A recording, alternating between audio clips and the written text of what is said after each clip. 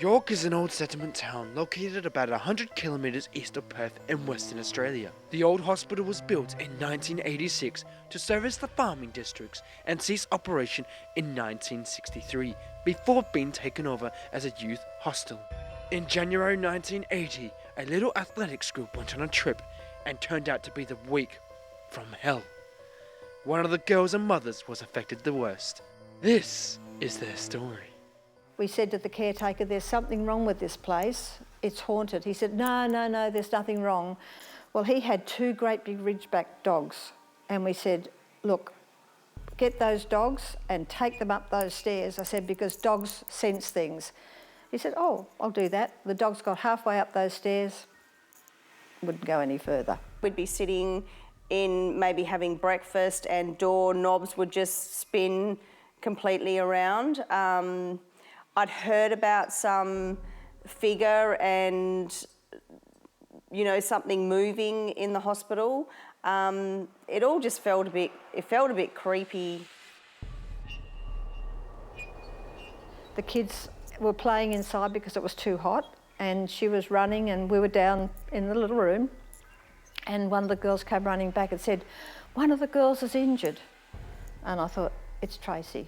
I was running towards that end, reached up for the door handle, and I've gone through that glass. I immediately pulled my arm back and then realised it was pretty serious at the time. I could see my artery then on the top of my arm. There wasn't a lot of blood, so obviously then I was little, I didn't really know, but I hadn't actually cut the artery, luckily for me. I had said initially that I felt like I was lifted and thrown there, but maybe I had just shut off to that.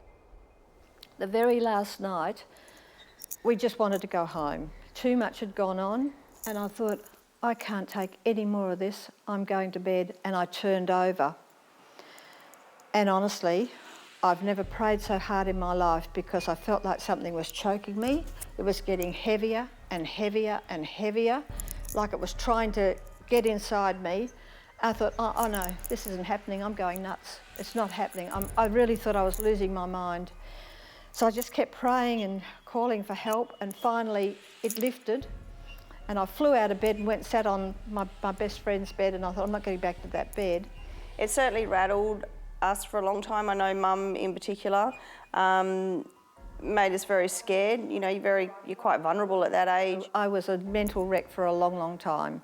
Everything that happened, I would be scared. Then they decided they'd go back up to York, and I went to my parish priest. He said, just don't go back. Don't go there. But I was very nervy for a long, long time. I was scared to close my eyes. And when we got in the bus to come home, I just thought, thank goodness I'm not looking back.